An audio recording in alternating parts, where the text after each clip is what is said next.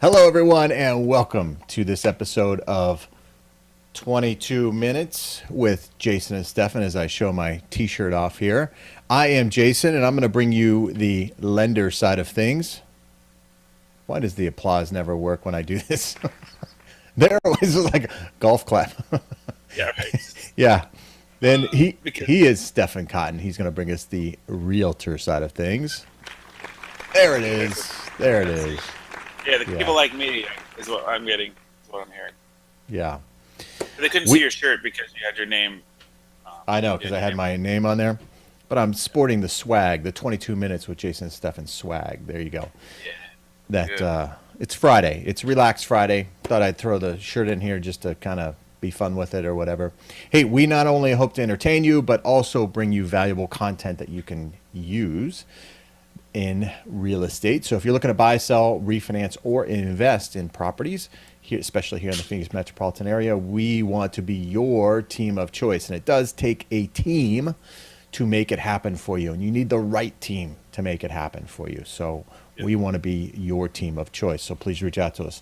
Hey, if you're watching us on our Facebook page, be sure and like our page. If you know anybody that's looking to buy, sell, refinance, or invest in property, share it with them as they may find this information valuable as well. So we appreciate that support. All right. And you can also write your comments, right?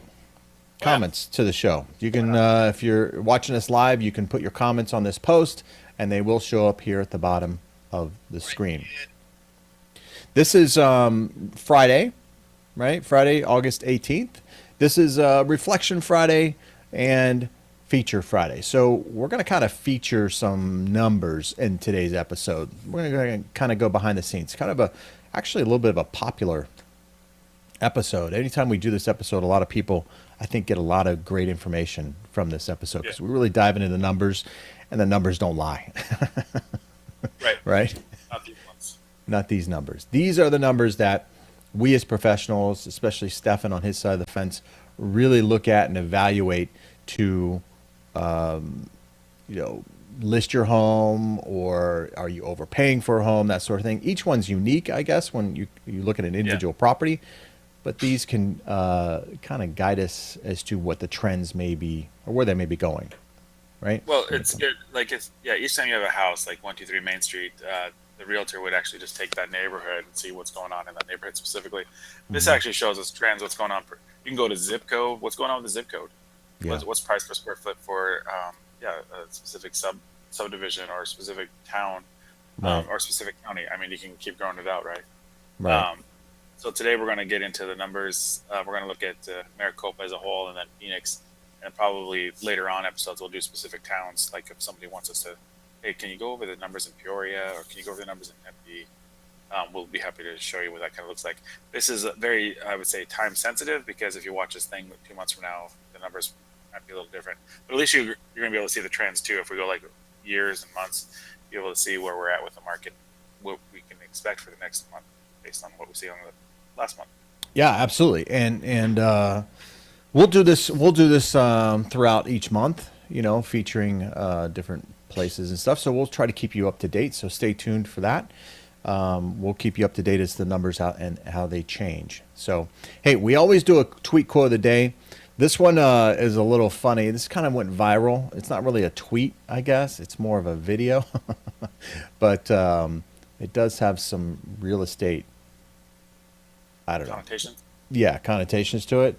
You probably won't think of that, but for a man, this area of real estate is pretty sensitive.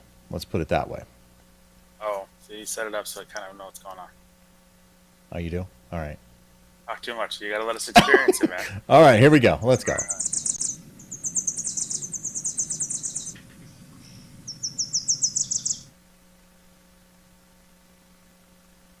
No one was thinking about strikes or balls until this.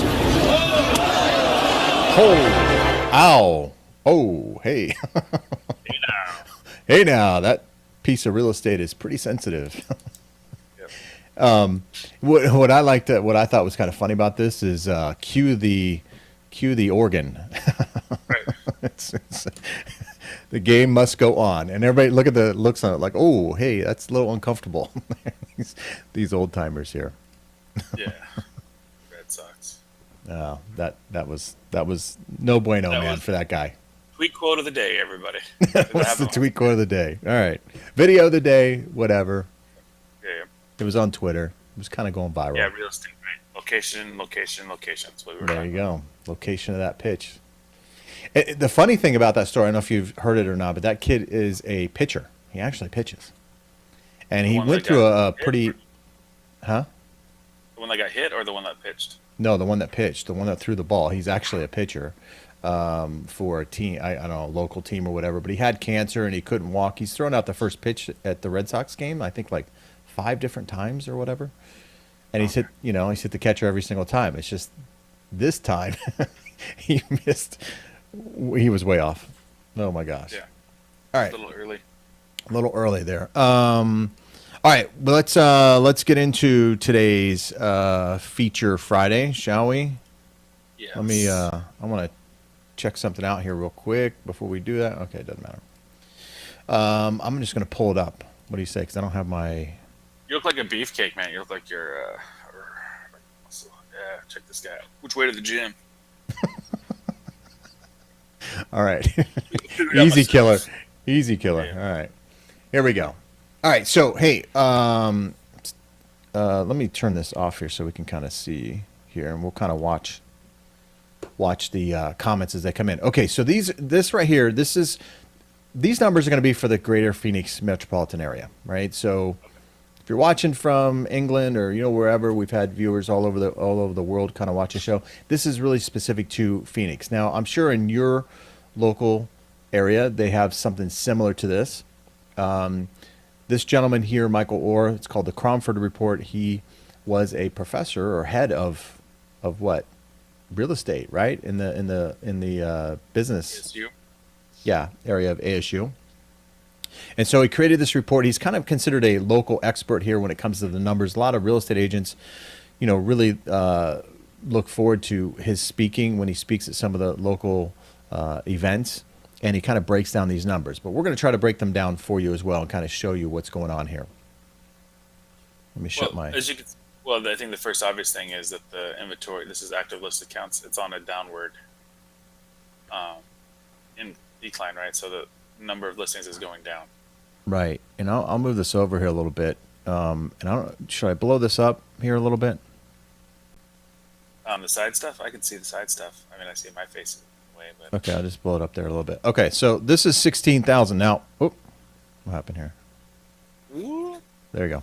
All right, it just updated there on us. So these are real-time numbers. So in the dark blue here, this area in here is considered normal, as you Yeah. can see there, right? The light blue is REOs, right? Short sales. I should say REOs. Short sales. And then the orange area is actually I think that is REOs, right? Yeah, So it's REOs. has a key. Okay, Sorry. that's all right. Don't mean to make everybody dizzy. So these are So- active listings right now. Total listings, including REO, short sales, and HUD, Yeah. are 204. Yes. Now we could get. So You it's may- about 400. Hold on, there's 400. There's 400 homes that are REO, short sale, or HUD, based on that information, that are active today, which is way different than we were in 2011. Right. These are just the normal sales right here because the REOs and the HUD homes, short sales, foreclosures, whatever, represent a very small portion of what's actually out there right now. Yeah, Right. 403. Yeah. So now if we take the dwelling type here and we take that down to single family, and we just look at single family, not condos and mobile homes, that shaves off another, 2,000 thereabouts? So we got 13,000. Now that's not really that much, really, right? Out of how many millions of people that live here? Yeah. Yeah, right. And that includes Maricopa County. So let's take just Maricopa County right now. Okay. 11,000 houses. Yeah. So scroll back a little bit and see where we're at, with this higher inventory. See, if you look at the years, Okay, so let me bring this down here a little bit.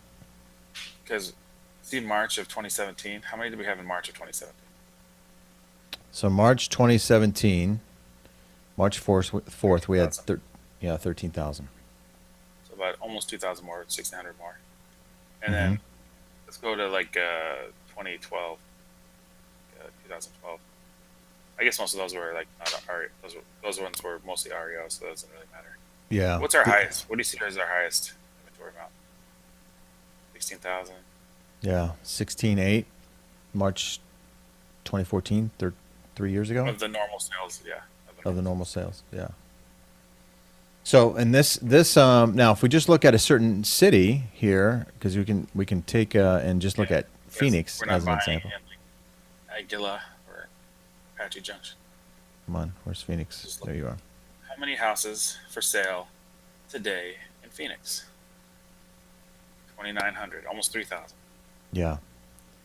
That's just Phoenix. Now, and then you take out price points, with these, and you get even fewer. So this is what's creating that high demand, right? Right. And I don't think this really takes in consideration new builds. No, it doesn't take it unless they hit the MLS. This is all MLS, I think. Yeah, these are existing homes, so don't factor in the new builds. I think they are working on that. I think didn't we hear or didn't they tell us from the last time that they were working on new builds or something like that Yeah. for permits and stuff? Well, there's another report that shows you who's pulling permits where. That doesn't even tell you really what the inventory is, because those things can be sold before they're built, so that's not really inventory anyway. Right. Now, the interesting thing here, if we look at this same time last year, right, we're really not that far off from where we were last year even. So September 3rd, 2975. Actually, if you go just a little bit more, right, 2913, we had less. Yeah, August 20th of last year was 2913. So just a little less than what we had this year. So is this the new normal? Maybe. If you go, but here's the thing. So go out to the peak for in the last 12 months. What is that right there? Yeah, what is that? 3,100. 3,000. So this is Phoenix again. It's just a smaller snapshot of the area, but November is the highest because people aren't pulling the triggers right before the holidays. Yeah, I would say so, right? Right before Thanksgiving. Not many people are looking to purchase, although there may be people who are wanting to sell and get into a new home before the beginning of the year or whatever. So that's kind of normal. They put their house on the market knowing that it probably won't close until after New Year's anyway. Right. So that seems to be a bit normal there. I mean, I don't know what this one here is. This, yeah, there's November right there too for a peak to 2015, 3,000. So this, I mean, there's really almost 2 years there, and it's all pretty level. Now, you get asked all the time, when's the best time to sell? Well, right? Would it be at these low points? Is that when the best time to sell is? That's when there's less inventory, right? But, yeah. Is it better to be one of the only house on the market, or is it to be better on the market when people are ready to buy? So if you go here, so January, what happens is what you're seeing here is in November, you have a lot of inventory, but nobody's putting new houses on the market. So people are buying these houses, and then by January 2nd, there's no new houses that have hit that market until we call it like January 8th or January 10th on the calendar. Is the joke we have is the day that all these houses hit the market. Mm-hmm. So if you want to beat the buyers, or if you want the best opportunity, you list your house. I would say in December so people can see it in January. Yeah. But then you don't want to show your house during Christmas. But yeah, it's you can see there's a pattern that's kind of forms here. I mean, even if we go back here, this is probably that's a low point in January there, right? So I mean, it's because nobody's putting new houses on the market in December. Right. Okay. So this is active listings counts in Phoenix metropolitan area. Not much. So be prepared. If you're a buyer out there, be prepared to make a strong offer. The days of making lowball offers are kind of gone. This may be an indicator of a new normal, Right. at least for the time being. Anyway, Let's go to the price per square foot for Phoenix too, or yeah, I wanna see that's how- what we'll pull that up right now. You want monthly?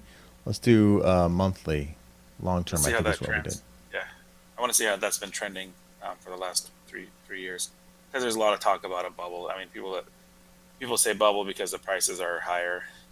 Right. We kind of discredit the bubble because we know that lending practices are tougher than they were back then. So Right. people can't get in the bubble if they can't afford the house. You know, I just saw a report on was it yesterday about lenders relaxing their guidelines, and are we getting back into a situation where appreciation kind of solves a lot of problems, right? When somebody falls behind on a mortgage or whatever, they can sell the property, and that kind of fixes the whole thing because of low inventory, expanded credit criteria. We talked about that just a couple months or a couple weeks ago about the DTI being raised, that sort of thing. But appreciation, the expansion in underwriting guideline to 50% wouldn't be possible without appreciation. Appreciation seems to fix everything. And there is some talk. Are we getting to a point where we're not saying appreciation is going to go away, but if it starts to settle a little bit, are we making judgments in underwriting to expand underwriting to bring a wider net of people purchasing a home into the market? Are we creating our own 2008 all over again? So first off, I like to be appreciated. So we're talking about appreciation. I like that too. Right. Yeah. Second off, you should have scrolled down before that thing so I could look at the information in front of us. Sorry. But, it's all right. You can see. I don't think we're in the same. You like that appreciation? You're appreciated too, Jason. So we're all thanks, appreciated. That's man. the issue, right? Thank That's you, the number man. one issue, which is appreciation. But I want to go over the numbers here. I don't think we're in that bubble because, like I said, you're laxing a little bit. But if you're gonna, my argument is, if you're gonna spend that money renting, why can't you own instead? I mean, Yeah. if you're gonna spend $1,400 a month renting, why not buy a house for $30? Right. Right. Okay, so this chart, what we're looking at here, this is just Phoenix appreciation, normal sales, not REOs or anything like that. But I'm sorry, price per square foot. I stand corrected there. So here, August, $154, price per square foot. Yep. See, it's kind of come down a little, right? Mm-hmm. Where It we're at was. the height is probably February, 160. Yeah, 160. So now I saw another thing on CNBC, which this lady, and I forget her name, but she's like, I saw she wrote a article or did a video on if you shouldn't buy a house unless you have $20 million in the bank or something crazy. 20 million. Yeah, and they keep on predicting that we're in this housing bubble, right? Well, okay, so $160 a square foot to $154 a square foot, and we're nowhere near what we were in 2011, which was the low point of price per square foot, right? This is when builders were complaining that they couldn't build a house for that price, right? So we're not even close to that. So I don't even think, and we're Well, not even look at the close to the peaks. highs. Yeah, the peaks, which really, $30 more a square foot. Yeah. yeah. This is why we don't feel, Stephen and I don't feel that we're in a pricing bubble. And we haven't even accounted for the increase in salaries that are predicted to go. Hopefully, everybody starts to get raises and things like that, which will absorb some of this price per square foot expense as well. So we don't feel, based on these numbers, that we're in any type of bubble whatsoever. But I do think the numbers do tell us that we are kind of in a normal. We're creating our own normal now, if you will. Yeah. What do you it's think? like, yeah.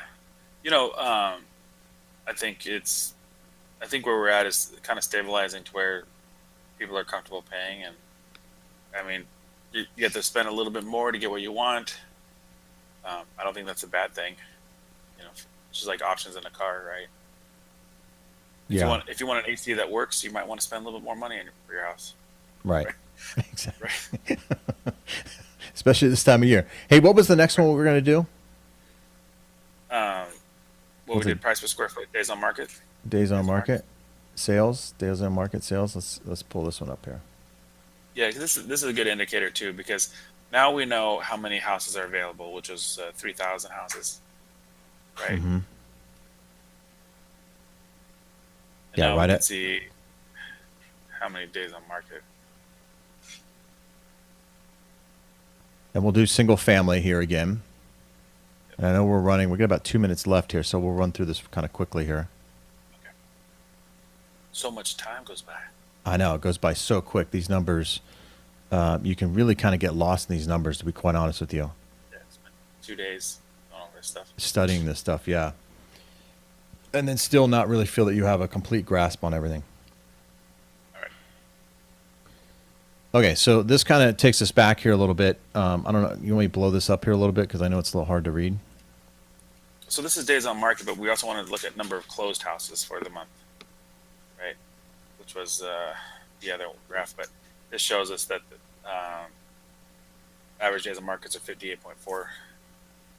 Now, explain that number there, Stefan, because you brought up a great point in the pre-show there, because I said, man, that seems a little long, right? And you said, what?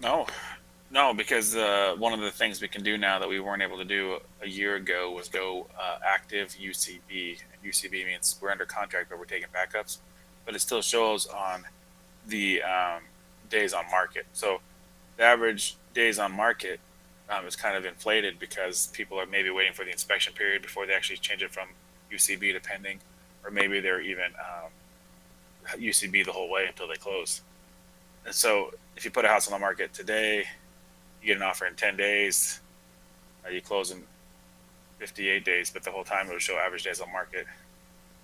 Well, and it takes generally about 30 days thereabouts to get financing lined up and everything and actually close on that deal.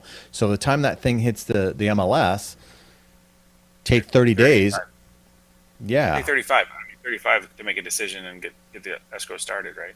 Yeah, 35 out of that, 58. Well, you're looking at your houses with no offers, maybe, 23 days, maybe. Right. So that's fairly quick. That is fairly quick, especially since in 2008, when there was so much inventory, look at that. 140. Yeah. So dramatically different. Dramatically different. And even those, we could talk a little bit about days on market over there too, because sometimes it's negotiating a short sale that Yeah, delayed. right. But to think that every house, like the average house sale was 5 months, that means one of them closed in 2 months and the other one closed in 10 months, right? For the average to equal 5 months. Right. Right. I wish we could see like the, the median or whatever. That's a whole different math class for everybody here today. I don't know if Right. there's too much math going on already, but Yeah, there's a lot going on here. So, and we are kind of out of time. We'll have to probably save some of the other charts for later, unless. yeah, I think we'll just save the rest for later. What do you say? yeah, we'll do some more. All right. So and we'll get better at this, guys. So I appreciate you sticking around with us. We just got this information. We had some information before, but it wasn't as detailed as this. So we got to kind of play around with it ourselves and kind of dig into some of these charts, because these charts can tell us a lot about what's happening in the Phoenix metropolitan area. So, and we'll pick each city. If you've got a city in mind that you'd like to know more about, a neighborhood, a zip code, or whatever, write your comment below, and we'll be sure to go over those numbers. For you. Yeah, get into the numbers for you. So write your comments below. We'd love to hear from you. Hey, with that, we're going to wrap it up for today. It is Friday, so everybody enjoy your weekend. We hope to see you out there shopping for a home very soon. If you're looking to do that and you need a good team to help you in your piece of the American dream, well, look no further. We're right here. We'd love to be your team of choice. So reach out to us. We'd love to hear from you. So everyone, have a great day, and we will see you on Monday. Solar eclipse. I don't know if we'll see you or not. Might be too dark. We're not competing against solar eclipse. We're taking a day off. We'll be back on Tuesday. Yeah, we should come back on Tuesday. All right. Take care, everyone. We'll see you soon. Bye-bye.